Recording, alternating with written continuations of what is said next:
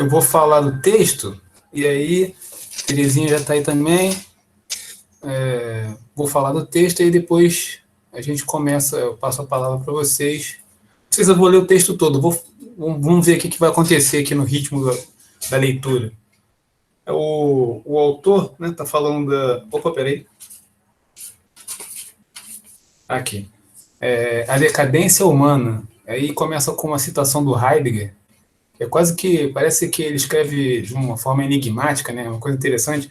O ser humano tem a tendência de decair no mundo em que é e está, e de interpretar a si mesmo pela luz que dele emana.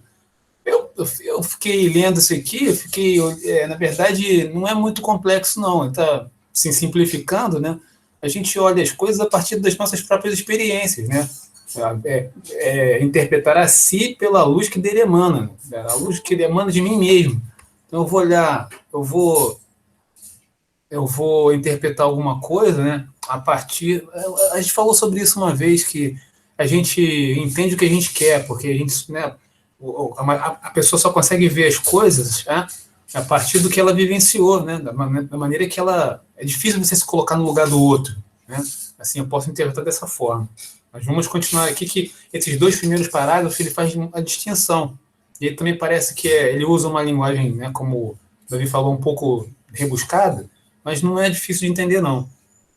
Quando contemplamos a flor que floresce, a árvore que cresce, e nas suas ramagens os pássaros que cantam, logo vemos que, então, na realização de seu ser, sem nenhuma ambiguidade, a gente vai ver o que é isso, jamais no seu crescimento lhe atribuímos qualquer forma de decadência. O segundo parágrafo ele vai fazer uma distinção. E olha aí ele vai falar a ambiguidade, vai aparecer a ambiguidade. Se examinamos a existência humana, o ser humano, a impressão é bem diferente, é bem outra.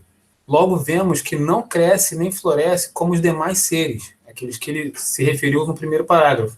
Isso porque ela pode escolher-se, ganhar-se ou perder-se, ou ainda jamais ganhar-se, ou só ganhar-se aparentemente. Isso aqui é ambiguidade. Ele está falando da incompletude do ser humano, né? Porque a pedra, a árvore, né, os animais, eles não pensam sobre a própria existência deles, né?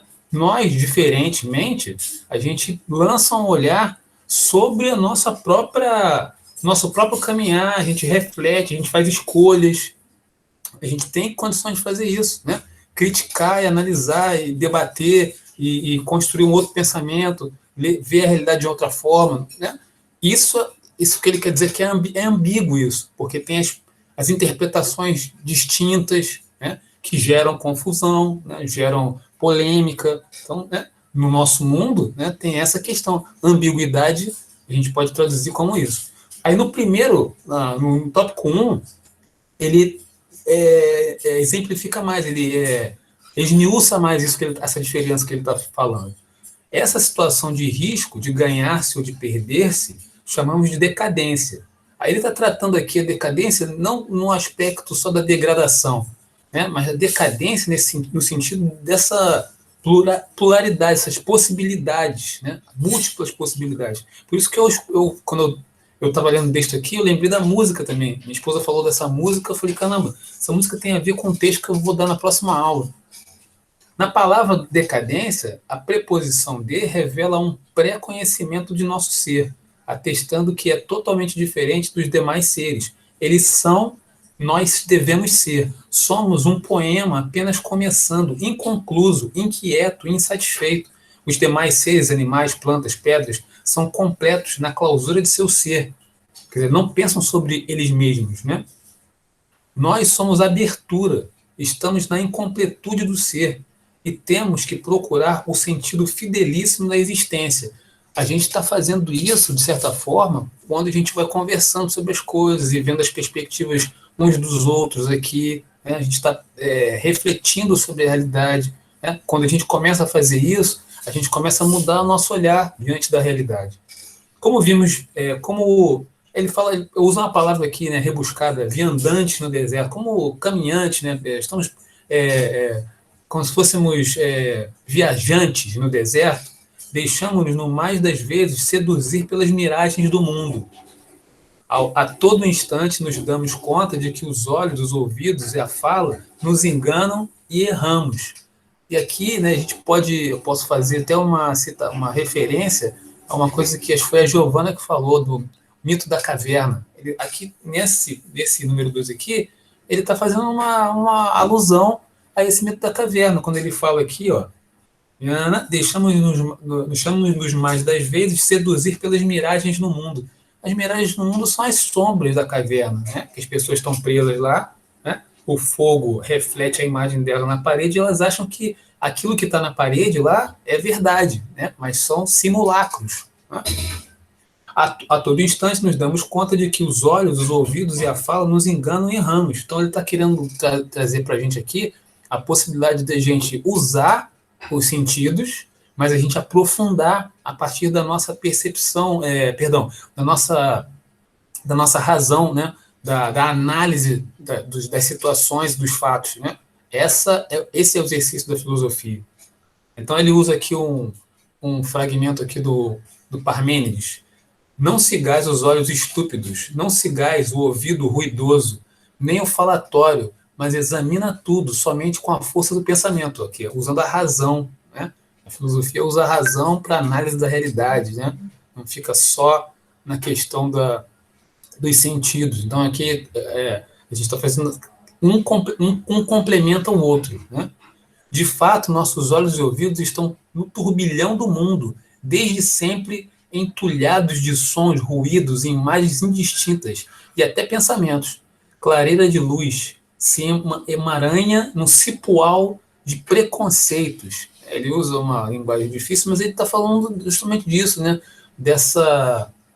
Do mundo que a gente vive, né? E que preconceitos são cristalizados, são reproduzidos, e alguns viram verdade, né? Como isso acontece? Né? Isso acontece porque a gente não analisa, a gente não critica, a gente não conversa, né? A gente não aprofunda as questões, e aí algumas questões se transformam em verdade, sendo mentiras. Coisa, né, curiosa. Se alguém tiver alguma coisa para falar, pode levantar a mão aí, quiser fazer uma interferência. Decadência, tudo isso nos envolve numa névoa que embaça e oculta. Olha aí, filosofia nesse caso é como se a gente tirasse a névoa, né? Desembaçasse, né? Não vemos claro, nem ouvimos nitidamente nosso ser e, consequentemente, vivemos na decadência. E também aí, mais uma vez, eu faço referência à música que vocês escutaram, que é, né, a Terezinha fez uma análise muito bacana, a Ana também colocou lá uma análise muito legal. No imediato do nosso viver, envolvemos-nos com as aparências. Por certo, a realidade que nos cerca é constante e maravilhoso aparecer. É um constante e maravilhoso aparecer, né? A realidade que a gente vive, né? Nosso ver, sentir e entender, porém, ficam presos ao aparente. E, desgraçadamente, repetimos o mito de Édipo, rei que viveu na tragédia da aparência. Né? Depois, se tiver um tempo, a gente pode ler essa narrativa que é muito interessante. Para distinguir o ser verdadeiro das aparências, valemos-nos do pensamento. Aqui, mais uma vez, ele está chamando a gente para o raciocínio, para a análise, né? Análise crítica das coisas. Nem sempre, porém, estamos no empenho desse interesse. Olha aí, é muito mais fácil ficar confortavelmente, né, só ouvindo e repetindo coisas, né, do que eu me colocar e tentar construir uma ideia a respeito de alguma coisa. Dá mais trabalho, né? Antes, até o contrário, né? Gostamos das aparências, a gente fica na superfície, né? Fazemos mais pelo aparecer que pelo ser. Frequentemente, no mais das vezes, nosso modo de pensar não passa além de um confuso ideal imaginário, uma coisa fica, né, fica só na opinião, cujas imagens não são neblina que esconde o real, já em si mesmo sempre tão oculto. Aqui são camadas, né? Quando a gente não aprofunda nenhuma questão, a gente fica só na opinião, não aprofunda nada, então o que eu disse ontem pode valer, né?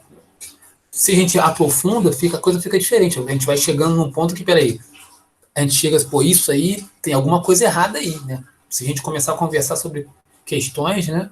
Ou a gente vai chegar num lugar aqui, ó, aqui, o ponto é esse aqui. Vivemos hoje na aparência da civilização técnica, e a imagem que mais nos empolga e mobiliza é a máquina, um verdadeiro ídolo, símbolo de saber e de poder. Por ela cremos que podemos transpor todas as distâncias e alcançar o doce e exultante convívio com a realidade e, consequentemente, a autenticidade maior do nosso ser. Aí fazendo uma crítica, né, direta aqui, porque, por exemplo, isso que nós estamos aqui, né, isso que nós estamos usando é uma ferramenta, né? É uma ferramenta, ela não resolve as questões, ela não explica as questões, é uma ferramenta para nós nos comunicarmos. Quem alimenta essa ferramenta somos nós, né? E aí tem aqui o Carlyle, que foi um escritor escocês, ele diz o seguinte: se nos pedissem para caracterizar a nossa época com um único epiteto, seríamos tentados a nomeá-lo, não uma época heróica, devocional, filosófica ou moral, mas, antes de tudo, mecânica. Essa semana eu estava lendo um artigo de um filósofo acho que chinês, não sei, ele dizendo dessa situação que a gente está vivendo, que ela gera cansaço nas pessoas, né? E ela coloca também uma situação de não é o outro, não é um que explora o outro, mas nós nos exploramos a nós mesmos, porque a gente fica exigindo da gente mesmo participação em eventos, né? Essa coisa de o ativismo, né? Essas lives que tem, né? E show em live, o camarada tem que falar em live, então isso gera cansaço e angústia. Eu falei com vocês aqui, eu acho que em outra ocasião, né, que vocês que são mais jovens e tal, e estão direto no celular, procuram separar um tempo, não fica direto, porque chega uma hora que você nem sabe, né? Aquele momento da palpitação no coração e um certo cansaço, uma certa apatia, é por conta do uso excessivo, porque cansa a nossa cuca. Isso está sendo estudado, né? As máquinas grandes e pequenas encoraçam a vida moderna. Os ambientes de habitação, de trabalho, de estudo, de lazer, de guerra e até de meditação e de oração são catedrais de máquinas misteriosas e envolventes, perigosas e protetoras. Sua volúpia impede muitas vezes de andarmos, de ardermos de amor pela realidade. Eu falei disso em uma outra aula, quando eu citei aquele evento. Eu falei, as pessoas elas ficam preocupadas em fotografar, muito mais em fotografar do que viver o momento, né? Aqui ele está dizendo isso. A gente perde a relação com a realidade, né? E fica movido pela máquina, pela determinação de tempo. Daqui a pouco eu vou lembrar um filme que fala sobre isso. Daqui a pouco eu vou lembrar. Bom, não vou ler tudo, não. Eu quero ouvir de vocês aí o que vocês acharam da música, do texto e até onde foram. Hoje, tudo se programa em torno de máquinas. A realidade, nos diferentes níveis, é vista através do seu saber e vivida nas asas do seu poder. Estamos completamente embarcados na sua publicidade. A publicidade do espírito da máquina não está primordialmente na propaganda que vemos através dos meios de comunicação. Ela já está em nós. Antes disso tudo, como um procedimento prático, é uma imagem que embaça o real, que impede que sintamos seus perfumes e odores, que nos rouba a contundente brutalidade do seu mistério. O que ele está se referindo aqui é justamente o processo de desconexão que nós estamos experimentando com a realidade. E a gente está cada vez mais, né, mergulhados nesse mundo virtual, né? A gente, né, fica angustiado quando dá problema no celular, essa angústia, né, que a gente sente, né, que as pessoas... eu acredito que vocês ou algum colega de vocês deve ter falado sobre isso. Não estou sentindo bem hoje, não sei nem o que está acontecendo, mas não estou sentindo bem. Faz parte disso. E essa circunstância que a gente está vivendo, parece que é uma suspensão, né? A gente está... É como se não resolvesse. A gente está esperando se resolver, né? E não se resolve. O negócio fica, né? Caramba, e agora? E agora? A gente fica sempre no momento, numa sensação de expectativa, né? Então, acho que eu vou parar a leitura aqui para a gente conversar. Essa imagem publicitária da máquina que nos faz crer que por ela já moramos na coincidência com as coisas em si mesmos, dissimula nosso dever pessoal inarredável de ir às raízes. e, consequentemente, instaura um processo de desenraizamento. É isso que, né? Desconexão com a realidade. Um modo de existir, de afastamento. Aí o Heidegger, mais uma vez, é um autor que até que eu gosto muito. O enraizamento do homem está hoje ameaçado no seu ser mais íntimo. Mas este desenraizar não é somente causado por circunstâncias exteriores ou pela fatalidade de um destino. Não é somente o efeito da negligência dos homens do seu modo superficial de viver. O desenraizamento procede da época na qual nosso nascimento nos fixou. Então, ele está falando de uma era. Né? E isso é muito interessante, porque, não sei se vocês percebem, mas nós estamos vivendo uma mudança drástica, né? A pandemia, ela trouxe, acho que eu já falei sobre isso, ela encurtou coisas que aconteceriam em 10, 15 anos, né? Esse processo, isso que nós, né, essa ferramenta que a gente usa aqui, a maneira como nós nos comunicamos aqui, já está totalmente incorporada na nossa vida. Aí eu fico, assim, às vezes é preocupado, né, vocês que estão acompanhando aqui, conversando, muitas seleções de trabalho, né, seleção de. Vou participar agora de uma seleção de doutorado, vai ser remotamente. E não tem como eu fechar a câmera, porque isso faz parte do processo. Né? Se eu quiser participar do processo, eu vou ter que abrir minha câmera para poder as pessoas me verem, né? Como eu falo, como eu sou e tal. E isso vai fazer parte da vida de vocês daqui para frente. Né? Vocês vão fazer uma entrevista para entrar num curso, um pré-vestibular. Tem que conversar e se expor. Né? Então, eu acredito que a gente tem que usar essa ferramenta, né? Já que nós estamos vivendo essa situação difícil, uma circunstância, né, que é quase que pesarosa, né, é um pesar, né, vive um pesar diário, né, da melhor forma possível, né, e eu sempre peço, vamos dividir, vamos conversar, né, fala aí e tal. Então, acho que tem mais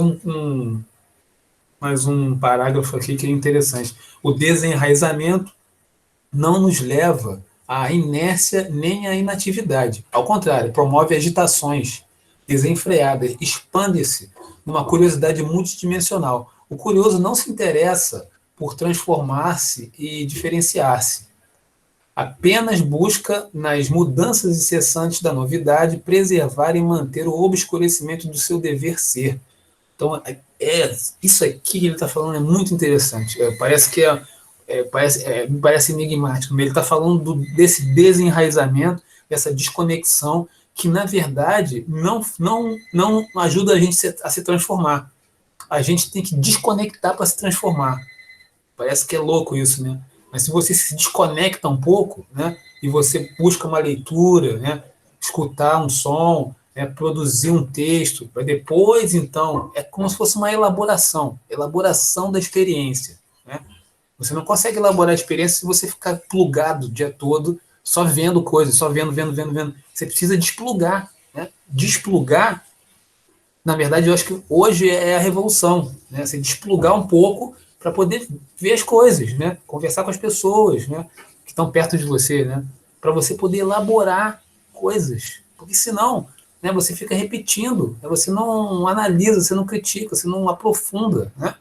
Não sei se eu estou viajando muito, se o texto está ficando mais claro ou está ficando mais obscurecido. Falem aí, por favor. Ah, não, professor, eu tenho até um ponto de vista em relação ao que o senhor falou, em relação ao desenraizamento do homem, né? Por quê? Porque eu acho que, tipo assim, o texto associa a máquina como se nós fôssemos ele. Por exemplo, apesar da gente ser o que a gente é, nós na verdade não somos, porque a gente não se conhece. Por conta da máquina ter evoluído bastante, a internet detém todo o conhecimento, tipo assim, do mundo, sabe? E por conta da gente ter esse conhecimento na palma das nossas mãos, nós não nos submetemos como por exemplo, não sei dizer, mas tipo assim, a gente tem todo o conhecimento da palma da mão, mas a gente se satisfaz com aquilo, entendeu? Sem nos conhecer. E o que que eu percebi? Eu percebi que quando tá nessa pandemia, eu fiquei com o celular, eu fiquei uns 5 meses sem celular. Aí eu não tava usando Instagram, não tava usando Twitter, tava usando nada. Mas, pô, papo reto, eu fiquei 5 meses sem celular, eu mudei muito de vida, eu cresci mentalmente, eu conheci a mim mesmo, entendeu? Então, eu me inspirei muito na frase de Sócrates, que ele fala, que acho que é até famoso, né? Conhece-te a si mesmo. Aí eu acho que por conta da tecnologia ter se expandido bastante, foi o que molda, né? O que molda a sociedade humana, entendeu? É o que nos torna superficiais. Eu acho que esse é o ponto de vista do texto que o senhor falou aí. Então, eu vou pegar o início da sua fala. Você falou uma coisa interessante, que eu acredito que seja, na verdade, é a quantidade de informações que estão disponíveis, né? Eu faço uma analogia que é engraçada, né? Mas eu acho que dá para facilitar o entendimento. Quando você vai lá na loja americana, que você entra e tem aquele labirinto que vai até a caixa, no meio do caminho tem uma quantidade de coisas, né? As crianças ficam perdidas. Então, é mais ou menos isso. Você tem uma brutal quantidade de informações, mas você fica perdido, você não aprofunda nada. Né? Você fica na superfície de todas as coisas. Acho que é um pouco disso que você falou. Né? A gente fica perdido, né? Exatamente, eu acho que é isso mesmo, a gente fica perdido. E quando você desconecta, você não fica mais perdido. Parece que parece uma contradição, né? Mas quando você desconecta, você não fica perdido porque você está consigo mesmo, né? Você vai elaborar suas coisas, né? Sentir a partir das suas percepções, conversar com as pessoas, e aí você, né? Acho que não diminui a angústia, né? Não, diminui sim, pô, até porque, tipo assim, na questão da internet, que eu falo de deter todo o conhecimento, também tem a questão de, por exemplo, do Instagram ou do Twitter. Ele mostra a vida de várias pessoas de uma forma diferente. Ah, pô, uma pessoa que tem uma condição financeira boa, numa pandemia, poderia estar num bazar ou numa festa, aí o Instagram mostra isso pra gente. A gente deseja aquilo, entendeu? Só que a gente não tem. Aí, por conta da gente ficar muito tempo na internet, eu acho que a gente pode acumular diversas formas de sentimento. E como você disse, a Perfeito. angústia, por exemplo, a inveja, tá ligado? Aquilo da gente querer ter, aquilo que a pessoa tem, mas a gente, na verdade, não tem, Com entendeu? Então, a gente certeza. acaba, de certa forma, moldando nosso pensamento e se transformando, né, ao longo do tempo. Aí, Exatamente. aí, É curioso isso aí. Justamente você pegou a palavra-chave. não, é Isso isso, pô. é o desenraizamento, né? Desenraizamento. Pode crer, mandou bem, João. Muito bom. Professor? Pode falar, Terezinha. Não, porque sabe a parte que ele fala que a gente tem a máquina como ídolo? É porque acho que a máquina ela faz a gente realmente viver só de aparência, né? Você pode ser o que você quiser na internet. Você pode falar que você é qualquer pessoa, sabe? Você pode ser famoso, tá na internet e ninguém pode falar que você não é. Então eu acho que é por isso que a gente vê tanto como um ídolo, porque você realmente pode ser qualquer coisa na internet. Você não Muito, precisa lidar com a vida real. Eu acho que é por isso sim, que a gente vê tanto quanto um ídolo. sim. Isso nos leva a pensar. São várias consequências, né? Porque você afeta o outro. Quer dizer, por isso que é muito importante que a gente tenha cuidado, né, com o que a gente posta, com o que a gente compartilha, né, quando a gente vai usar a internet, né. E esse cuidado também de não ficar, né, como o João falou, né, eu acho que acredito que seja preso a esses simulacros, porque o que a Terezinha falou me faz pensar que isso pode ser, João, simulacros, entendeu? Pode ser sombras da caverna, entendeu? Pô, muito interessante esse ponto que tu falou, Sombras da Caverna. Eu Eu estou gosto fazendo muito. relação com as coisas que a gente está falando aqui, Não, entendeu? maneiro. Combinou certinho. Porque é isso, né? A gente pode usar isso como uma metáfora para entender o que a gente está vivendo, né? É assim que a gente usa a filosofia. Né? Deixa eu ver, vamos na ordem aqui, porque vocês falaram, mas estou gostando, é isso mesmo. Ana quer falar? Ana fez um comentário lá, achei interessante. João Oi, Gabriel Lima. Oi, Ana, fala, Ana. sobre o texto, a minha visão. O seu comentário. Sim, é que a música fala assim de um tom irônico sobre o que parece ser e o que não é, que tem muita questão com a decadência que tá no que é falado no texto. E o comentário, a relação que eu fiz, foi uma coisa assim, veio assim na minha cabeça, que na bandeira do Brasil, a área verde, né, representa a natureza. E hoje em dia, assim, a natureza é vista como, assim, ela não é valorizada, tipo, não é importante, né, não é dada como importante, como, assim, para estar como é. Ai, meu Deus, estou embolando toda. Como. Assim, porque pra estar na bandeira do nosso país, ela é dada como importante, mas na verdade ela não é, né? E, assim, a gente pode ver isso em relação ao desmatamento, que vem crescendo bastante. E é isso. O que deveria acontecer, na verdade, não acontece, né? A proteção, de fato, né? E as políticas públicas para a preservação, não é isso? A gente vive como se De fosse aparência. aparência mesmo, né? E lá na música a Terezinha falou muito bem lá. Eu vou deixar ela falar porque aí senão eu vou dar spoiler, porque poxa, para mim a canção tem tudo a ver com o texto, entendeu? E Sim. o Renato Russo, né? Como eu acho que eu já devo ter falado para vocês, ele era um cara que lia muito, entendeu? Ele lia muita filosofia, por isso que as letras dele são encharcadas de filosofia, de pensamento, de reflexões, né? Eu tive, assim, acho que eu fui privilegiado aqui na idade de vocês, né? O rock brasileiro, na idade, quando eu tinha a idade de vocês, né? O rock brasileiro, o rock que a gente escutava, tinha muito conteúdo, né? Conteúdo nesse sentido, né? Vamos, peraí, deixa eu ver aqui na ordem. A Ana falou, Andrique, pode falar, Andrique, tem o seu comentário aí? Opa, eu dei uma lida e eu até ia falar com o senhor que eu tinha ficado um pouco perdido, mas com a sua explicação aqui um pouco antes, no começo da aula, me deu uma ideia. E assim, sobre essa música, foi exatamente o que algumas pessoas falaram, a sensação que eu tive. Foi uma forma de fazer uma sátira com a condição em que a gente vive aqui no país. No mundo também, né? E o Só uma texto, informação, só uma informação. Essa música, ela é de 1993, gente. É O muito Brasil tempo tá nessa atrás. desde 1500. Oi? O Brasil tá nessa desde 1500. pois é. Então.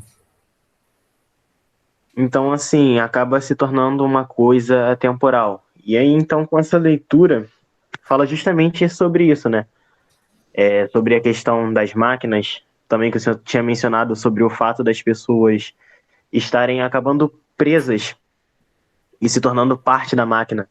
Eu lembro que uma vez eu li fazendo a pesquisa, agora eu não lembro o nome do. Acho que foi. Quem é o estudioso que fala sobre a modernidade líquida? O Bauman, Zygmunt Isso aí. Bauman. Isso, sobre Bauman. Estava pesquisando sobre ele um tempo atrás. E eu vi justamente um negócio falando sobre isso, que hoje em dia a gente tem tanta coisa à nossa disposição em que as pessoas não aproveitam mais. Elas ficam perdidas naquele mar de coisas que podem ser feitas e ninguém mais aproveita o que escolhe fazer. Quando você escolhe, você fica pensando na outra possibilidade, como se existisse uma opção perfeita, um caminho perfeito a seguir. Então, Eu acho que uma coisa que o João também falou é que quando a gente fica, né?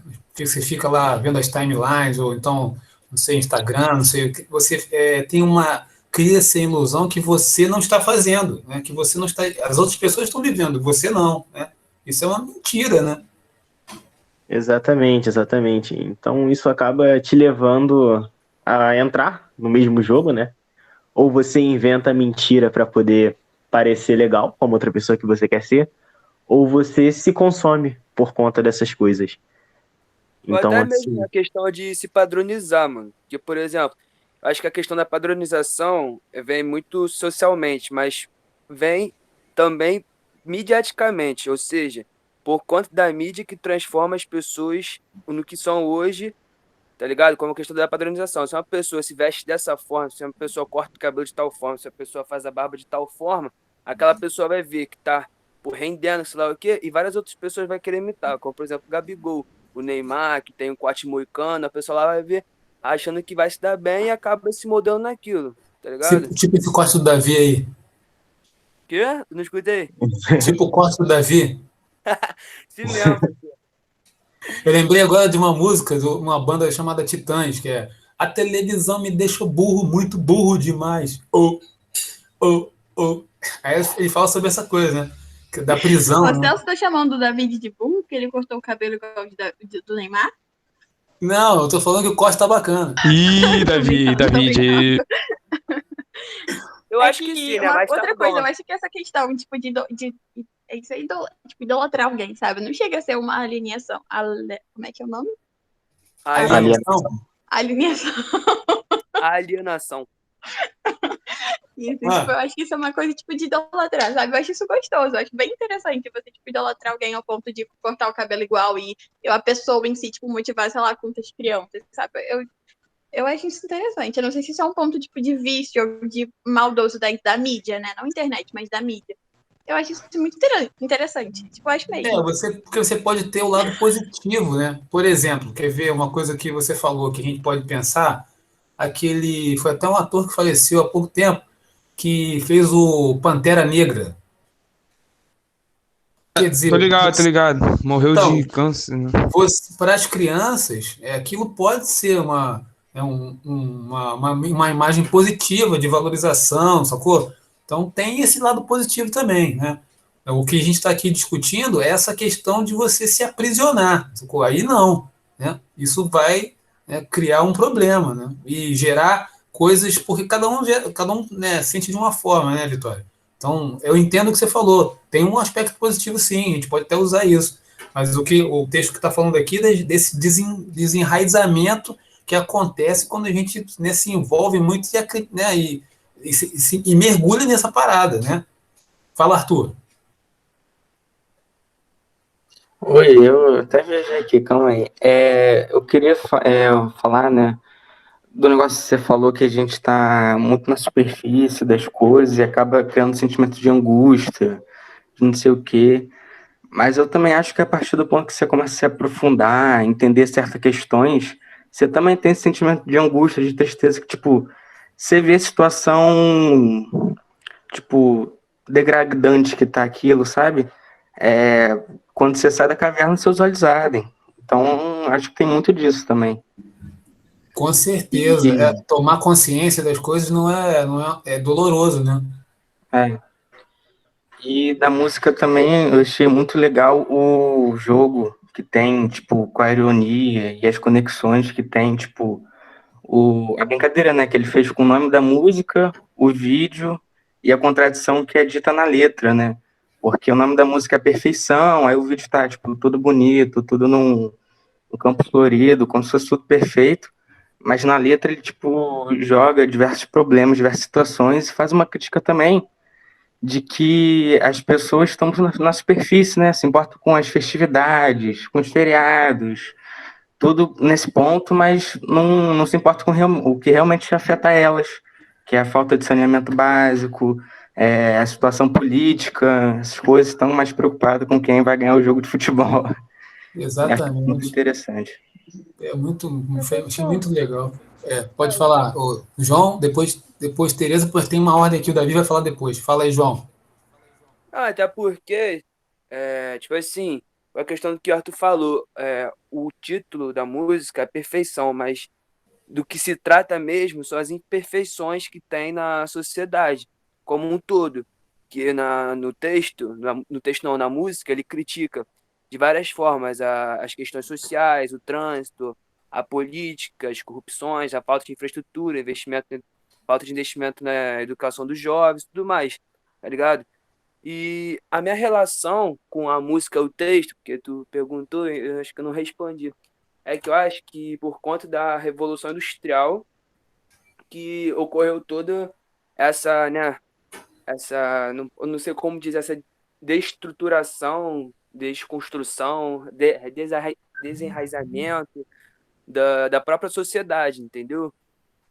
Como um todo. Então, acho que é basicamente isso que o texto e a música se tratam. Não, você tem razão quando você fala da Revolução Industrial, mas eu acredito que aquela revolução foi uma etapa de um processo. O que a gente está vivendo hoje é uma coisa que é muito mais complexa. É muito mais complexa do que. Já vem desde antes, né? Oi? que já vem desde antes, né? Vem sendo um processo que É, antes a, da a Revolução Industrial Revolução para cá. Industrial começa um processo, né? Se dá, né, as relações de trabalho se dão, é construído uma questão da exploração de uns pelos outros, né? Mas o que a gente vive hoje é diferente, é diferente. Eu acredito que a gente pode até fazer uma relação com esse período que você falou. Só que eu não sei se existe assim, existe um processo de exclusão também muito grande, e se você, Exatamente. porque ao mesmo tempo que a gente está falando dessa coisa de é importante que a gente não fique conectado o tempo todo para não dar angústia, ao mesmo tempo você tem que aprender a lidar com essas ferramentas, porque o outro mundo que se apresenta, entendeu, João? Exatamente, até porque se tu ficar parado, até que tu não acompanha, entendeu? Então, esse processo vem desde antes da Revolução Industrial, porque é, é questão de desenvolvimento. O mundo vai se desenvolvendo e você tem que se desenvolver junto, entendeu? Mas essa questão para a filosofia ela é problemática. Quando você fala assim, estamos evoluindo, estamos progredindo, esse conceito de evolução, de progressão, a filosofia não considera. Para a filosofia, a gente não progrediu nada. Só o que acontece são descobertas tecnológicas. Tecnológico. Tanto é que você tem miséria, né? Tem toda Aham. uma evolução tecnológica e quantas pessoas estão morrendo de fome aí, estão passando dificuldade, entendeu? Aham, e em detrimento dessa que você falou, dos avanços tecnológicos, o ser humano próprio não evoluiu. O que que aconteceu? Por conta da evolução, o mundo, querendo ou não, se tornou muito competitivo, entendeu? Então, nós nos submetemos a querer sempre, acho que buscar alguma coisa, né? Buscar evoluir, e foi como eu disse, a gente tem tudo na palma da mão, mas na verdade eu acho que a gente não é nada. Vamos seguir aqui a ordem. Ô, João, Arthur, quer falar? o negócio que ele falou dessa questão do mundo estar mais competitivo, acho também que dá para lançar um olhar sobre o egoísmo das pessoas, né? Que, como você falou, tem pessoas em situação de miséria, não sei o quê, e tem pessoas que não estão preocupadas porque não afeta elas, não tá na bolha delas, né? E, e é isso, segue a vida delas e deixa isso de lado, como se não existisse. Não, Também exatamente. acho que é um motivo para a gente não evoluir no ponto no olhar que a filosofia lança, né? Se disse que Sim. a filosofia, de acordo com a Exatamente. filosofia, a gente não evoluiu, acho que de Na repente filosofia não há Evolução. progresso nesse sentido, né, do não há ser humano, progresso. né? Professor, Davi, peraí, Tereza, eu vou te dar a palavra. Davi, Eu, professor. você ia falar? Então, pelo que o João falou, mas foi no início da frase dele, né, sabe? Ele falou que ficou 5 meses sem celular e tal. Pô, para mim isso hoje, para mim vai ser horrível, porque eu preciso do celular para estudar, eu preciso de tudo para estudar. Eu acho que hoje o homem que criou isso, a gente deve usufruir ao máximo disso. Eu acho isso, tá ligado? Aí, Não, é isso que a gente está falando, eu concordo com você. Tem que ter um equilíbrio, entendeu? Você não sim, pode ficar aprisionado, porque tem pessoas que ficam aprisionadas, elas sim, ficam angustiadas porque ficam dependentes daquilo. é exatamente uma dependência. Você não pode chegar nesse ponto, porque senão você Aham, adoece, entendeu? certo. É nisso. Agora, foi o que eu acabei de falar. A gente não pode abrir mão totalmente, porque, como eu falei também, já está incorporado na nossa vida, né? Seleções de trabalho vão ser feitas remotamente, por exemplo, né? Verdade. Giovana Leandro. Giovana estava com dúvida, falou que na aula de repente ia esclarecer, de repente dar uma luz. O que Tá você me falou? ouvindo, professor? Tô ouvindo, alto e claro. Que bom, que bom. Sua voz está linda. Ai, perfeito, então. Eu queria falar sobre também as redes sociais, como o João abordou esse assunto. Eu sou uma pessoa que eu mexo muito com rede social. E quem me conhece, me acompanha assim, sabe que eu dou uma de blogueirinha. E eu acho que, às vezes, eu me pego buscando um padrão que não existe, sabe? E eu acho que isso vem muito da influência, tipo, na internet que as pessoas têm, de que você tem que ser de uma forma e, na verdade não, você tem que ser da sua forma, do seu jeito. Sim. Mas às vezes a gente se pega buscando ser alguém que na verdade a gente não é, por conta dessa influência de como as coisas vêm se montando atualmente. E antigamente, você citou a música dos Titãs, eu acho, sobre a TV e tal. E antigamente não tinha internet, a internet não era tão boa assim, não sei de quanto. Titãs eu sei que é antigo, mas Sim. não se tinha internet nessa época. Não sei. Se tivesse, era bem pouca e para as pessoas que tinham condição. Década de 80, final de década, início da década de 80, não tinha ainda internet assim, acho que só no exterior, aqui no Brasil não. Então, enfim, aí você vem buscando daquela época que, tipo, não tinha internet, mas tinha televisão, sabe? Não tinha, vamos dizer, uma pressão, assim, em cima das pessoas. Vamos falar assim, esteticamente, sabe? Não tinha uma pressão, assim, tão grande como hoje em dia tem. E isso entra muito na cabeça das pessoas, sabe? Porque a gente vem se montando de uma forma que a gente, tipo, parece uns robozinhos. E eu enxergo muito assim, a sociedade, as pessoas. E como a gente tem que se desmontar, tipo, para ser a gente, não o que as pessoas querem ver.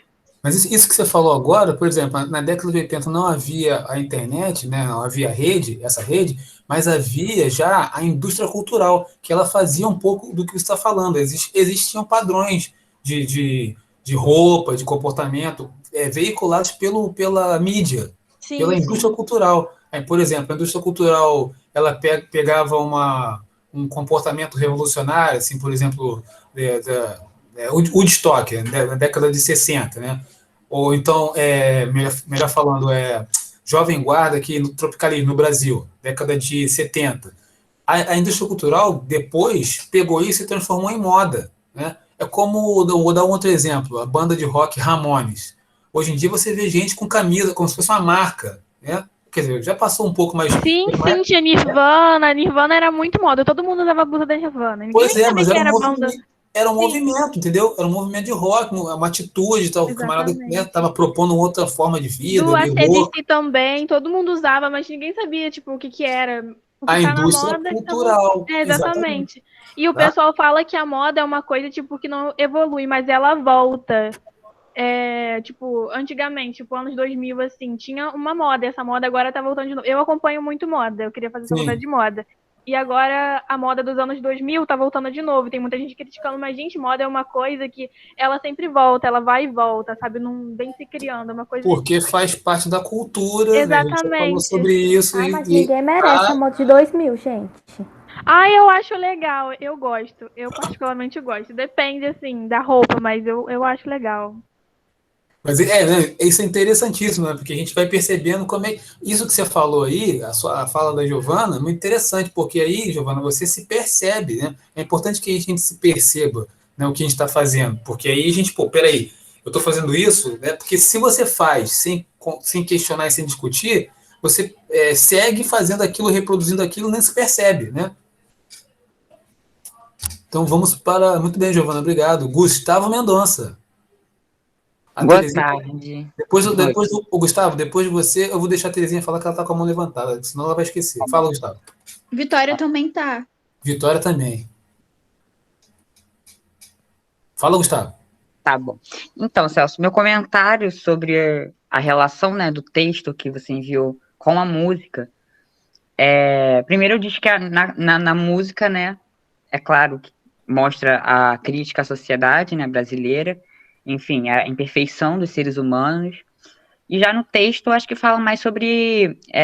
eu ressaltei um ponto que fala onde diz que a gente gosta muito das aparências, gosta mais de aparecer do que ser realmente.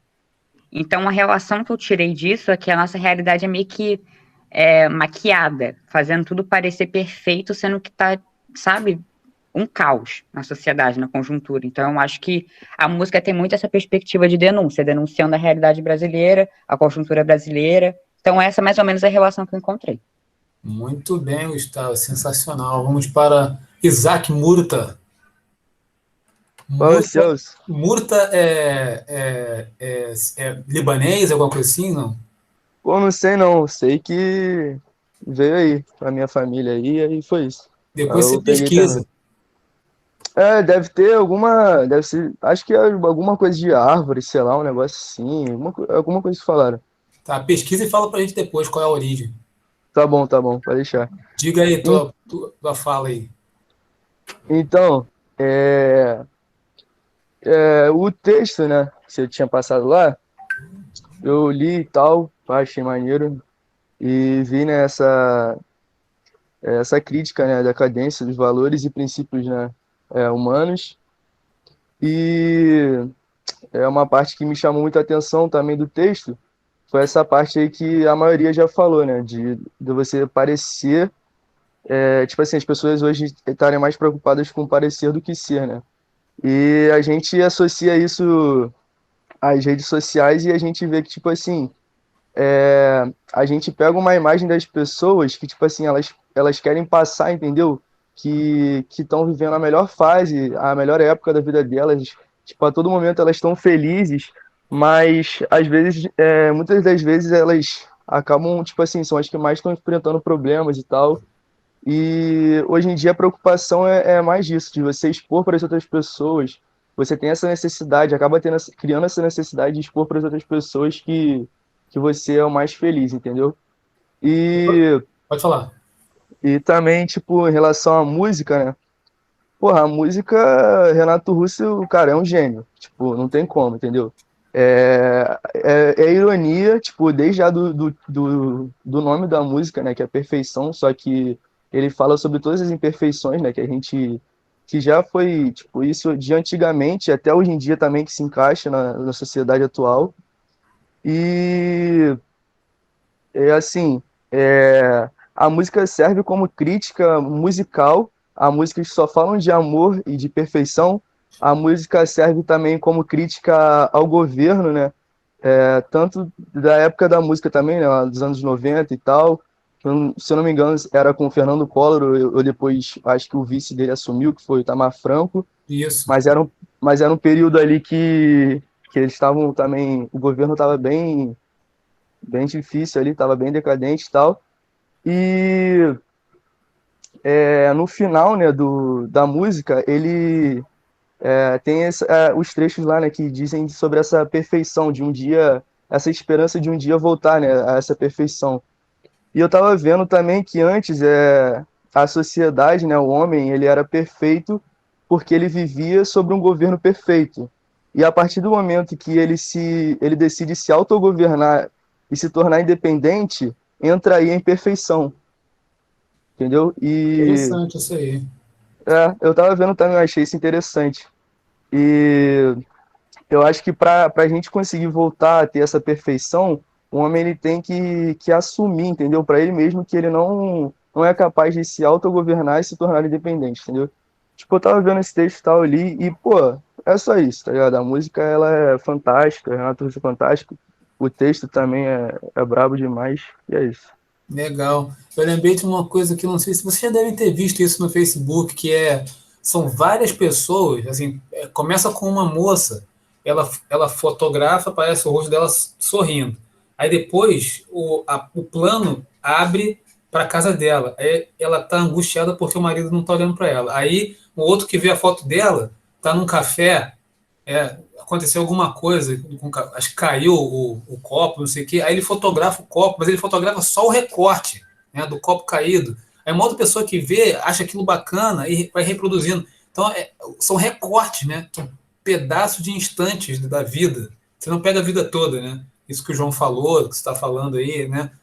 Que vai se reproduzindo. Você deve ter visto já essa coisa. É tipo você olhar para uma coisa, você acha que ela é perfeita, mas quando você abre sua mente, você olha de outra forma, você vê que aquilo na realidade não é, o que é, na verdade. Você olha assim, pô, foto bonitinha, pá, mas quando você expande esse conhecimento, você vê, caraca, mano, com um texto totalmente diferente, a interpretação muda, né?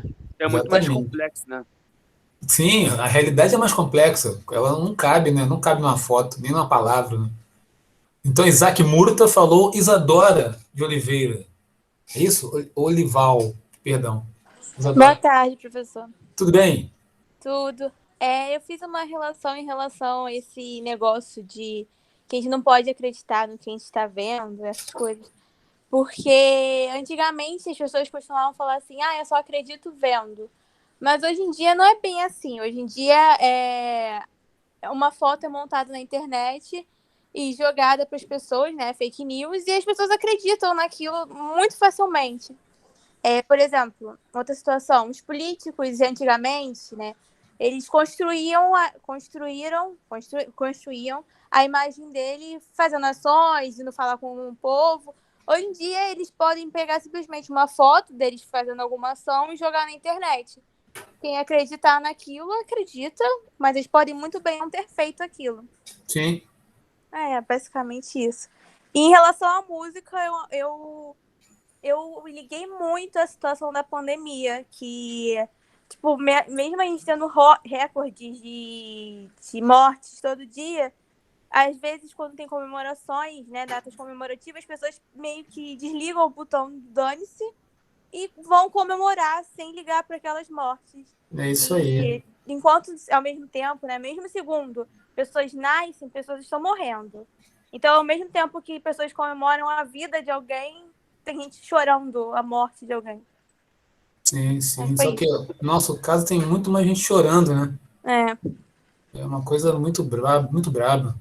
Assim, eu vou só ler aqui, que eu acho que ele está falando aqui no ponto 9, depois vocês veem lá no texto, ele pergunta que é o que a gente está fazendo, eu acho, né? Como superar a situação da máquina? O que devemos fazer? Devemos nos rebaixar? Devemos ir para mais perto da realidade? Puxá-la para nós? Devemos ir para mais perto da realidade, puxá-la para nós, recolhê-la e agasalhá-la fortemente em nossas representações, nos entreter com ela em nossas ocupações. Na verdade, é o que nós estamos fazendo, né? Nós estamos nos aproximando aqui de questões da realidade. A gente está fazendo o que ele está aqui sugerindo, né? Vamos para João Gabriel, finalmente, João Gabriel. Então, professor, olha só, eu não tenho muito o que falar, primeiramente, porque hoje cedo eu discuti com meu irmão sobre esse assunto e ele praticamente falou tudo, por mim, né? Deixou nem um pouquinho por mim, pra por você. ele. Não nada, mano. Não deixou um pouquinho, mas uma coisa que eu pesquei aqui na parte da civilização técnica, né? Já olhei para um lado um pouco mais diferente. Eu olhei mais para o lado do contexto da Revolução Industrial, como o João Pedro comentou cedo, né? Que assim, eu acho que antes das máquinas terem sido inventadas, a sociedade era mais homogênea, sabe? O trabalho era mais homogêneo, todo mundo vivia no mesmo contexto, sabe? Todo mundo junto. Mas depois que a máquina foi inventada, depois que a máquina apareceu, acho que a gente se tornou uma sociedade mais separada, sabe? Que busca mais o mercado de trabalho, uma sociedade mais competitiva. E eu acho que por causa disso a gente se tornou, nós, quando falo nós, eu quero dizer seres humanos, nós nos tornamos pessoas mais individualistas e menos solidárias, né? A gente não, às vezes, muita gente não busca ajudar o outro, porque acha que, pô, se eu ajudar essa pessoa, talvez ela me vença na vida algum dia, eu vou ficar para trás. Então, enfim, um contexto de solidariedade, né? E eu acho que por causa disso nos tornamos seres humanos mais imperfeitos, sabe? E tem outra coisa que você falou na parte do contexto filosófico, que a gente não evoluiu nada, eu associei com a parte que o filósofo Parmênides, né, que ele acredita que tudo é imobilista, nada evolui, certo? Me corrija se eu estiver errado. E, tipo, se a gente olhar nesse contexto mais amplo, a sociedade é imobilista, a gente não evolui em nada, mas o mundo, na parte do Heráclito, já que ele tem um pensamento contrário de Parmênides, que é mobilista já, que ele acreditava no fogo, que, pô, sei lá o quê, e ele acreditava na evolução em si. Acho que a sociedade em si, tudo que acontece no mundo é mais mobilista, sabe? É mais para a parte de Heráclito. E outra coisa que eu queria falar também sobre a tecnologia é que às vezes nossos pais não compreendem quando a gente está utilizando o celular, tanto que eu fico usando bastante, assim, no dia a dia para me manter informado, como muita gente falou aqui. Pô, eu fico no Instagram, eu fico vendo o portal G1, e para mim aquilo é importante para mim. Então, quando nossos pais chegam e falam, pô, sai daí um pouquinho e vem ver televisão. Na verdade, minha televisão tá aqui na minha mão. Eu tô me informando por aqui, sabe? Então, com essa evolução toda, eu acho que também tem que ter uma parte de compreendimento com gente como da geração um pouco anterior à nossa, sabe? E não começar a criticar, entendeu? Porque, João, por exemplo, eu sou da geração do seu pai, nós éramos analógicos, né? Então, a nossa relação com as coisas, ela é diferente. Por exemplo, não sei, vocês vão achar estranho, mas eu, por exemplo, não consigo escrever direto no computador. Acho que eu já falei. Eu escrevo primeiro, eu escrevo no papel, faço anotação para depois escrever no computador. Isso, né, eu não consigo, sacou? E o pessoal que tem 40, tem 50, né? Geralmente tem essa relação, por exemplo, ler, né? Eu gosto de ler livro mesmo na mão, assim. Eu até leio no computador e tal, mas eu tenho mais facilidade. Então tem coisas, né, que a gente às vezes dá um probleminha e a gente fica preocupado, né? É uma preocupação normal, né? Não, se não acha que é uma preocupação, né, dos seus pais. Verdade, verdade. Vamos para a próxima. Peraí, a Vitória levantou ali a mão, mas peraí, Vitória, rapidinho. João Pedro já falou. João Pedro já falou. João Pedro Maffei. Nos ouve, João Pedro Maffei? Não responde. Lana Fortunato. Minha tia Fortunata. Fala aí, Lana. Cheio de dica para você falar aí. Também. Quê? Tá cheio de cola aí para você falar. Não, então eu quero falar um pouco também sobre essa questão da internet. Tem uma parte no texto que diz: não vemos claro, nem ouvimos nitidamente o nosso ser. Eu acho que a gente procura tanto se encaixar nesse padrão, a gente tenta ser tanto aquilo que nós não somos, que às vezes a gente já não nos ouve mais, a gente não sabe se realmente é aquilo que nós queremos, se realmente a gente se encaixa nisso, se combina com a gente, porque a gente só quer ser aquilo que a gente vê, e que a gente não tem nem mais ouvidos para nós mesmos, a gente já não nos conhecemos mais, sabe? Sim, isso faz parte do desenraizamento também, que o João levantou ali a bola. Tem a ver com isso também. A gente não olha mais, não consegue mais perceber, né, quem nós somos de verdade, né? Porque fica, como você falou, buscando um padrão, como a Giovana falou também, né? Mas eu acho que é interessante, né? Por isso que é importante a aula de filosofia, né? Para que a gente olhe para essas coisas, para a gente tome consciência disso né, que do que a gente está perseguindo, né? Será que o que nós estamos perseguindo tem valor ou não, né? Uhum. É importante isso. Por isso que, né, a gente fica falando, mas a reforma do ensino médio vai retirar a filosofia, né, do currículo, porque ficou tanto tempo sem filosofia no currículo, a educação brasileira ficou 30 anos sem filosofia, né, no currículo. Você imagina se nesses 30 anos a nossa geração hoje seria diferente. Eu falei isso também para vocês. Nós teríamos, acho que, os nossos governantes talvez seriam outros, né? A nossa percepção da realidade se transformaria se nós tivéssemos na educação básica, na educação no nível médio, aulas de filosofia, né, para discutir as coisas, para aprender a pensar, né, a construir pensamento, a analisar a realidade. Isso que a gente está fazendo aqui, né, de certa forma, né, assim, uma forma de bate-papo mesmo. Né? Mais alguma coisa você queira acrescentar? Não, achei isso bem interessante, até porque eu acho que é uma das coisas que a gente mais vive nos dias atuais, né? Então, é isso. Pode crer. Obrigado. Lohan. Tem espaço para todo mundo. E aí, Lohan? Dá para aumentar um pouquinho? Aumenta um pouquinho o seu volume. Tá me ouvindo? Um pouquinho tá só. Tô. Tá ouvindo agora? Tá ouvindo? Perfeito. Essa música, eu escutei a música. Uma música muito boa, uma música atual, bastante atual. Dá até para confundir, né? Pensar que o autor prevê o futuro, mas na verdade que todos os problemas que ele listou só pioraram e não deixaram aparecer. Então, mostra como a gente passar de tanto tempo os mesmos problemas e eles só ficaram cada vez mais aparentes ao ponto de qualquer pessoa pode perceber isso. Eu também ligando já com o texto que fala bastante sobre a mecanização e a internet em si, que o acesso ao conteúdo ficou tão fácil que está desorganizado. As pessoas têm tanta informação que elas não sabem o que é essa informação. Fica algo tão vago, fica superficial. De que adianta o acesso ao conteúdo, se esse conteúdo não é explicativo, ela tem muita informação que a pessoa não sabe o que fazer com ela. Aí essa questão de padrão e tanto dessa nova profissão, os influenciadores, né, que é uma nova profissão, Sim. que de uns tempos para cá não existia.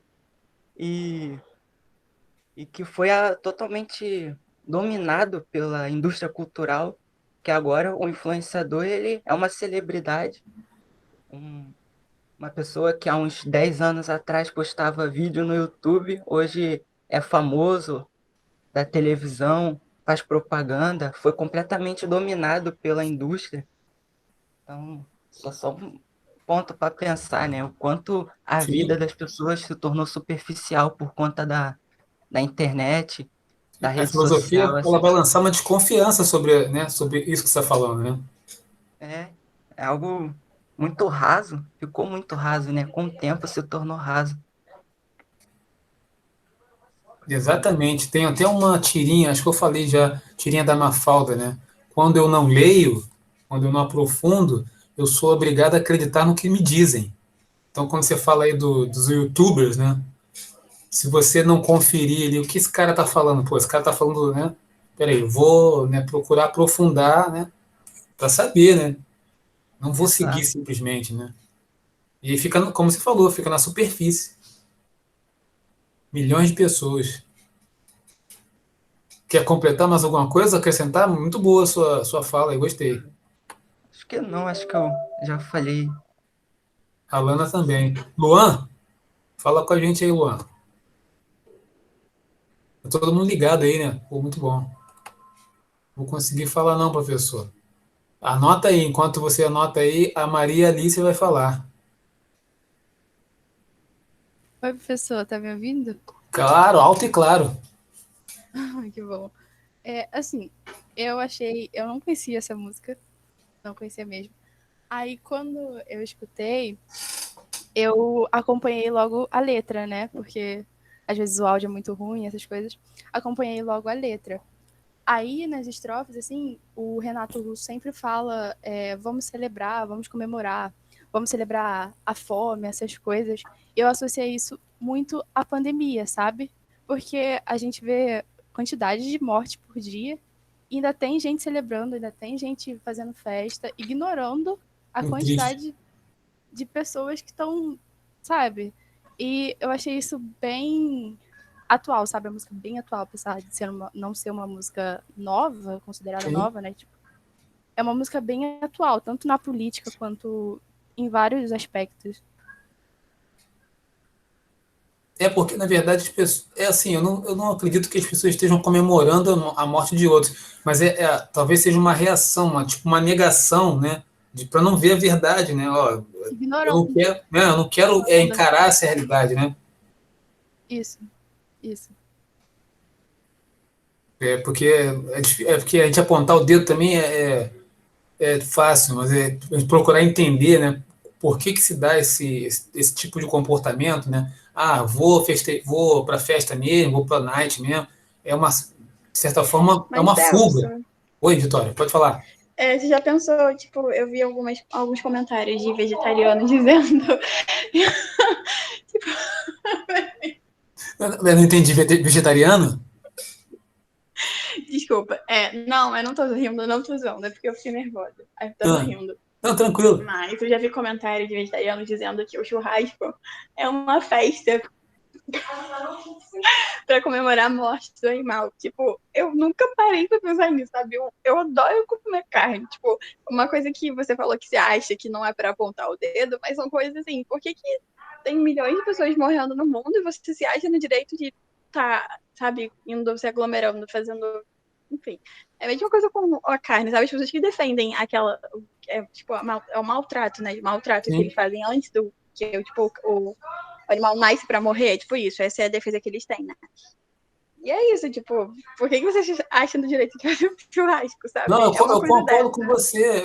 Eu fico assim indignado quando eu vejo as pessoas reunidas. Eu fico assim, para mim é uma aberração, né? Na verdade, eu fiz aquilo que eu falei para vocês numa dessas aulas, né? Fiz um exercício aqui de suspensão do juízo de valor, né? Quando eu falo assim, apontar o dedo, né? Não fazer isso, não aponte o dedo, suspenda o seu juízo de valor. Mas eu mesmo, eu fico assim, como assim, né? As pessoas morrendo e os camaradas ali bebendo na balada, é incompreensível, assim. E mesmo que você, acho que já vi umas 2 ou 3 reportagens, vocês devem ter visto também, de pessoas que foram para a balada, elas se contaminaram, chegaram a ser internadas, entubadas, e elas têm assim, testemunho, mesmo assim as pessoas não se convencem, não mudam o comportamento. Né? Fazer o quê? Que nem aconteceu recentemente o Gabigol no cassino, cara. Pois tá vendo? Ele foi pego embaixo da mesa. Aí, pô, maior repercussão na internet. Ele tomou uma multa, acho que de milhões de reais, cara. Por ele ser influencer, sei lá. Mas você sabe que isso também é coisa da mídia, né, gente? Porque se não fosse o Gabigol, seria qualquer um, então não venderia. Então a quantidade de mídia que teve em cima dele é a coisa da internet que a gente tava falando, é a indústria, é a Sim, mídia. Vitória, mas tem uma diferencial, né? O Gabigol não, é aí que tá, ele não é qualquer pessoa. Isso aqui ele é influenciador, pô. Por isso acho que a Vitória que tá querendo tomar um status. Não, ela tá colocando a questão dela, mas eu acho que é importante falar isso, né? Ele não é qualquer pessoa. E aí, óbvio, a mídia, claro, vai reportar, vai noticiar isso, porque tá falando, ó, esse camarada aí, ele influencia, né, o comportamento de outros, né? Inclusive de crianças. Mas do mesmo jeito que a gente não... Celso, a gente que consome essa notícia, então a gente não tá consumindo quando tem uma notícia boa, sabe? A gente não consome isso da mesma maneira, então a mídia vai empurrar o que a gente consome. Ah, sim, não, concordo com você, óbvio. Ela vai procurar aquilo que é. Pô, que nem tinha uma época, tinha um jornal que era O Povo. Você, né, as pessoas brincavam que você torcia o jornal, saia sangue. Né? É isso que você falou. A pessoa vai noticiar o que coisas ruins, né? Existe uma pesquisa que diz que as coisas ruins dão mais ibope, né, do que coisas boas. Né? Tem essa questão também. Isso é com certeza. Claro, é muito mais chocante e instiga a pessoa a ler, né? Então eles vão sugar isso até não poder mais. Aproveita aí, Marlon, fala sua opinião, tá na tua vez mesmo. Sério? Caraca, então. Como eu tava falando da música, como a gente tá falando da música, ela é bem... Cara, apesar de ser de 1993, ela é uma música bem temporal. Praticamente parece que bate com o que acontece hoje em dia. É algo simplesmente assustador. E associando um pouquinho com aquele texto que o senhor mandou, eu acho que dá para encaixar bem no contexto da decadência humana, porque o que acontecia há praticamente mais de 20 anos atrás está acontecendo hoje é algo a se pensar no que a gente errou, sabe? E buscar uma maneira de prosseguir bem, de conseguir algo melhor para nossa vida, sabe? E a forma também de como a gente celebra as coisas. Lembra muito aquela fase da ignorância é uma benção? Sabe? Porque a pessoa ela que prefere ficar completamente por fora para poder ser feliz, para poder seguir em frente, para poder, esquece isso aí, pelo amor de Deus. Tipo, às vezes até eu mesmo, cara, cai nessa ciência e tipo, pô, pelo amor de Deus, não aguento me ouvir falar sobre isso. Sabe? Mas é a realidade, infelizmente. Então, fica nesse ponto aí para poder discutir. Mais fácil a gente ignorar, né, do que a gente tomar consciência do que está acontecendo.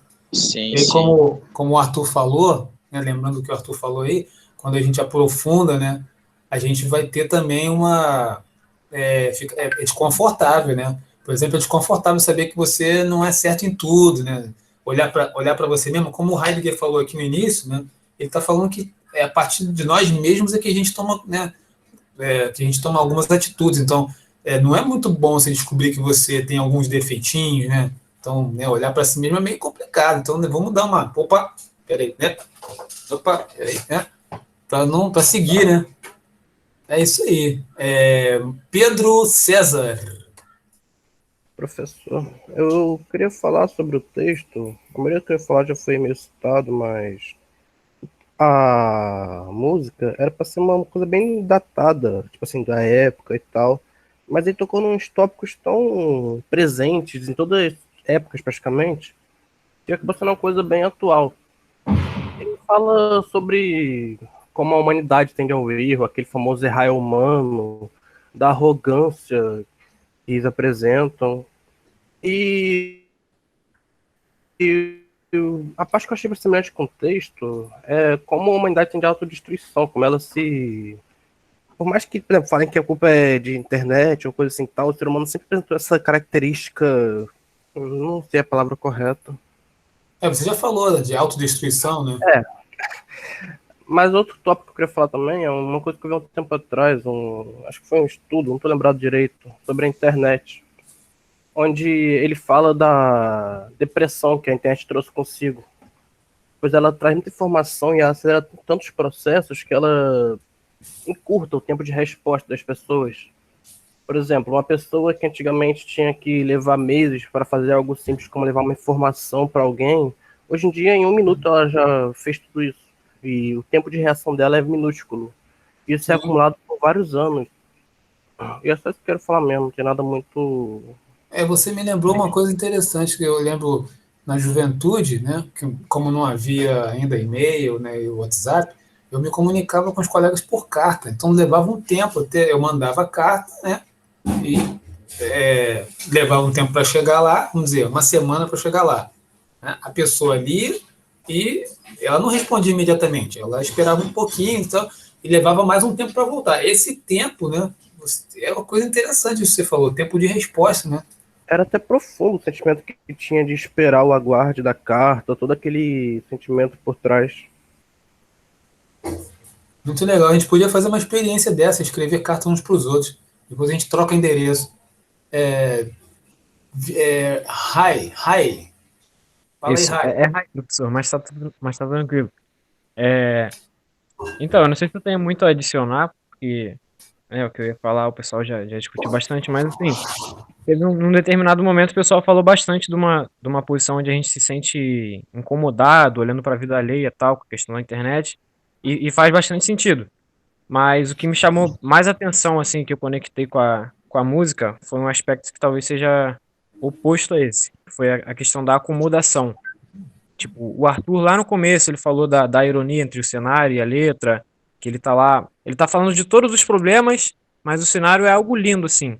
Isso me remeteu à acomodação de uma parte que eu até anotei do texto, na 8ª parte do texto ali, que ele fala que a máquina alivia a sensação da decadência de nossa civilização. Fala que é um tranquilizante que se precipita sobre nós, nos fecha e nos aprisiona, enfim, por aí vai. Essa parte foi o que eu mais conectei com a música, sabe? Foi a que mais me remeteu. Você pode repetir aí, porque a gente passou por isso em algum momento, mas você destacou aí de uma forma muito legal, que a máquina alivia a sensação de decadência de nossa civilização. Foi essa Então, parte. exatamente. Acho que tem a ver com o que o Marlon falou, acho que o Arthur falou, que é a coisa acho que foi o Marlon que falou, que assim, acho que a máquina talvez ajude um pouco em algum aspecto para essa coisa da ignorância, né? A gente ignora e vai ficando aqui, né? Tipo, né? Mais ou menos isso? Sim, foram as duas pessoas que eu mais identifiquei, inclusive. Por isso que eu falei que talvez o que eu tenho para dizer não fosse somar tanto, porque eles meio que já falaram. Mas é Me isso. diz aí, me identifica aí no texto, é o quê? O ponto 8, ponto 9? Onde é que está esse? Ponto 8. No 8, por causa do poder que nos dá de administrar amplamente a realidade, no interesse do domínio do consumo, o espírito da máquina alivia a sensação de decadência. É isso mesmo. De nossa civilização técnica. É um tranquilizante que se precipita sobre nós, nos fecha e nos aprisiona. A televisão. E nos convence que viver em seu círculo é ascensão e vida concreta. Então a gente, né, fica com uma ilusão, né? Na verdade, a gente volta para a caverna, né? Essa parte me chamou mais atenção. Muito bem, Rai. Muito bom aí o seu destaque. Gostei. Obrigado. Terezinha, finalmente. Eu acho que eu fui a única pessoa que não pensou na ironia. Todo mundo, né? Porque, na verdade, é uma figura de linguagem, né? Acho que é legal vocês destacarem, identificarem isso, né? Também é muito importante. Professor, eu vou ler o comentário, porque Sim, senão eu não vou conseguir explicar direito. Sim, senhora. Tá. Durante boa parte da música, ele celebra a estupidez humana. Para mim, é o momento em que ele repara como o mundo é e todas as suas maldades, e o modo que a sociedade age quanto a isso, segundo ele, por pura estupidez e celebrando. Mas no momento em que é cantado a estupidez de quem cantou esta canção, vemos que a linha de raciocínio é mudada. Até o jeito que ele canta muda junto com a melodia. E os trechos seguintes é dito: venha meu coração, está com pressa.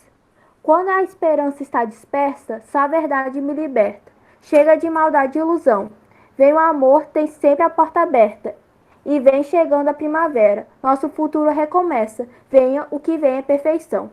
Com relação ao texto, podemos afirmar que ele superou a situação da máquina e entrou na cadência da humanidade, onde ele conseguiu compreender sua verdade, bem como se libertar da aparência. E com sua verdade fortalecida, irá conseguir olhar para o lado bom da vida. E o que tiver que vir depois disso será a perfeição, porque agora ele enxerga a perfeição. Que é como se ele tivesse passado pelo todo o processo e agora ele consegue ver realmente o lado bom e ruim da vida. Por isso que eu acho que chama perfeição, que mesmo todas as coisas ruins acontecendo, ainda tem aquela partezinha que vale a pena viver. Eu acho que é isso que eu interpretei. É muito interessante. Você fez uma análise, né, sintética, assim, muito bem feita, né, das duas partes, né? Professor, o que é sintética? Oi? O que é sintética? Como assim análise sintética? Não, análise. Você sintetizou bem o seu pensamento, vamos dizer assim. Ah, tá. Ficou melhor entendido? Ficou. Na verdade, você transmite para a gente as ideias, né? De que é muito difícil você fazer isso de uma forma como você fez, sinteticamente. Isso que eu quis dizer. Isso é uma qualidade. Então, aproveite isso na hora que você for escrever, né? Na hora que você for produzir o seu texto, né? Porque é muito interessante você fazer isso em pouco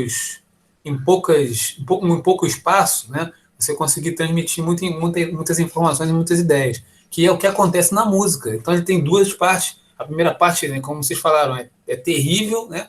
E alguém falou aí, é atemporal, porque uma música feita na década de 90 e toca em questões que a gente está vivendo agora, né? E que sempre vai viver, porque a humanidade está nesse conflito, né? E depois um momento de esperança, né? Que, como você falou, mesmo com todos os problemas, as dificuldades e as ambiguidades, né? A gente tem uma possibilidade de esperançar. O Paulo Freire fala de esperançar. E foi a sua análise ficou muito boa, Terezinha, muito legal. Obrigado. Obrigada. Vitória Baiense. Vitória Franco já falou a beça. Vitória Baiense vai fechar o nosso encontro. Nos ouve, Vitória Baiense? Nossa, é que eu não tenho muito o que acrescentar, porque todo mundo já falou basicamente tudo que tinha que dizer. Mas. Vou colocar a Vitória Baiense e a Vitória Franco para falar no início. Mas bom, mas eu acho que eu posso concordar com tudo que disseram. E que, pô, eu realmente não sei o que falar, pessoal. Você conhecia a música? Você conhecia a música, Vitória? Não conhecia, eu escutei e foi hoje mesmo. Eu só conhecia a banda, né? Tem que conhecer Legião Urbana. Legal. Então acho que tá tranquilo. Vitória Franco quer completar alguma coisa, acrescentar alguma coisa? Se deixar, eu vou falar até amanhã. Melhor não. Então beleza, gente. Pô, muito obrigado. Gostei do encontro de hoje, foi muito bom. Obrigado pelas falas aí. Foi muito bom, professor. Foi muito bom. Foi muito produtivo. Beleza. Vou inverter a ordem na próxima. Na próxima, então, a Vitória Franco começa. Tchau, professor. Valeu, professor. Valeu, rapaziada. Até a próxima. Tchau, professor. Até a próxima, hein? Até. Tchau, professor. Valeu, professor. Valeu, gente. Obrigado. Tchau, professor. Tchau. Tchau, professor. Valeu, Isaac. Tchau, professor. Valeu, Ana. Caraca. Arthur, você ficou com a mão levantada? Eu fiquei, pô, crente que ia voltar a fala. Desculpe. Não, tá tranquilo. Só queria ressaltar um ponto que você falou com o Biel, né? A preocupação dos pais, não sei o quê. Eu acho que isso tem muito também da troca de época, né? Que o livro também fala que hoje nós fazemos parte da máquina. Eu acho que quando os pais veem isso, tipo, de uma criança de nem 2 anos, já conseguir mexer no telefone, já tá com o telefone ali, fazendo um monte de coisa, é meio assustador, entendeu? Sim. Até mesmo disso de que as crianças hoje em dia estão no telefone e tudo mais, não vivendo o real, que é o que eles viviam na época, que é brincar na rua, jogar bola, Com e as certeza. atividades do mundo real, né? Era só isso, só. Pô, mas isso aí acrescenta também. Pô, desculpa que eu não vi sua mão levantada, perdão. Não, tranquilo, eu também acho que a outra hoje também foi boa. Isso é mais um comentário para acrescentar, mas já tinha bastante coisa, bastante informação. Foi bem. Valeu, Arthur. Valeu, professor. Um abraço, cara. E eu escrevi lá o comentário na postagem. Eu Tá. só acho que ele não ficou tão rico, né? Porque depois que a gente tem um encontro, enriquece muito mais a nossa forma de pensar, né? Então, Com certeza, mas não, tá valendo. É isso aí. tá lá o que era só o meu. Aí encontrou com um monte de outras coisas e começou a ter mais Crescer, né? coisa. É que nem o bolo, vai fermentando. Isso aí. Valeu. Valeu, professor.